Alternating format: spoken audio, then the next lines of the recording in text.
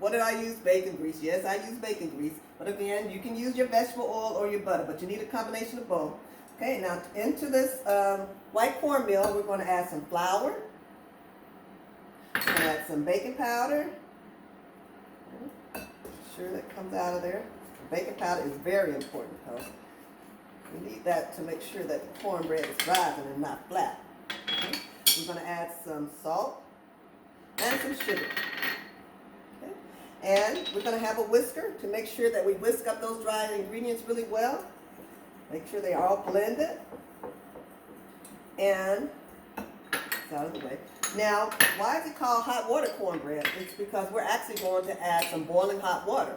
Now, what that means, with that being said, we're going to turn our faucet on because once we add the hot water to this mixture, once again, it is going to be hot.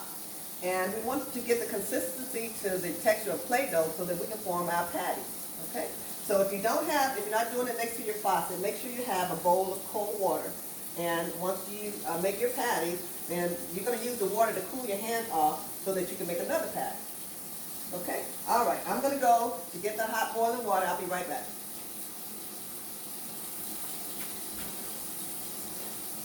Okay. We've got that boiling water coming. It's coming. Okay. So we're going to add, turn it down a little. We're going to add the hot water to our cornmeal mixture. And once again, take your time adding the hot water because you want it to get to be the texture that you can make patties, some good patties. And let's see how that skillet good and hot. Let's see. We'll test it before we put the patties in. Oh, yeah. So don't put too much water. Let's see.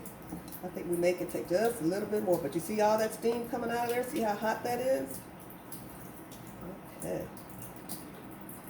I think we need to do just a little bit more of that boiling water. Get it to the right texture so that we can make some. We're going to make the patties about 1 inch thick. And they're going to fry in that cast iron skillet. How many of you have cast iron skillets? Remember we took those cast iron skillets for granted when we were growing up? Now they cost $30, $40. But I kept mine from my mom. So this is an authentic cast iron skillet. Okay, I think we're getting there with our consistency. Now, I tried using gloves with this. Some people say use gloves. I tried using gloves, and the mixture stuck to the gloves. So I have to stick with my cooling off my hands with the cold water. Okay, bear with me, because you got to make sure this gets to be the right temperature. The right texture here. Let's see. I think I might be able to put just a little bit more hot water in there. Just a little bit. So, okay, I think we got it this time. Okay, but it's better to just add it a little bit at a time so that you won't add too much and have your mixture too runny. You want it to be just right. Okay, get all the way to the bottom of that bowl. It's good to have a glass bowl so that you can see that, all of your ingredients are coming together really good. Okay, so it looks like it's all well blended. I don't think I have any dry spots there. Okay, now I'm going to test my grease. I'm going to put a little pinch of this into that grease and make sure that it's hot enough. Oh, there you go. Looks like it's good and hot to me. If that piece fries up, that lets you know that that grease is ready. Okay, so let's start making our patties. Here. Again, you just want to put just enough in your hand to make a 1 inch patty. Okay. Oh, it's hot too. Okay. Warm it up really good. Don't want it totally flat, but kind of semi-flat. Okay. And carefully place that into your grease. Okay, and then cool your hands down. Get ready for the next patty. Okay.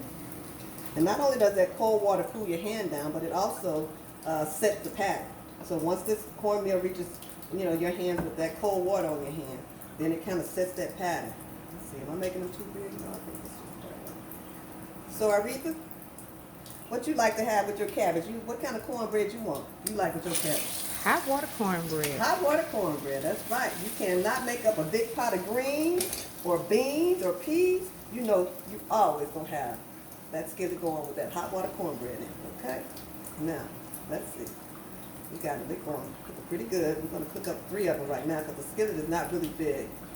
And maybe the skillet is not that big, but the grease was just about the right temperature. And because we want them to be crispy but still moist and juicy inside. Get one more in there. Again, be careful. Let your hand off. Alright, so we're going to let those fry up. Looks like it's ready to turn. And once again, you want to make sure you leave enough space for turning. Okay? Let's see if that's ready. Just about. You can turn it up just a bit. Okay? And again, you want to make sure you have your station ready. And you know you want to have your paper towels, but it's always good to have a wrap on top of the paper towel. That way the oil drains from your patties down onto the paper towels, and then your patties don't have to sit in that paper towel. Okay? Let's see. Oh, this is nice and crisp. I think this is ready. Let's try it. Okay, you probably could have stayed a little longer, but that's pretty. We'll let it get a little more brown on that side. Well, maybe I can get one more in there, you think? I think so. Okay, then let's just keep this stirred up. Alright, I think this is ready to turn.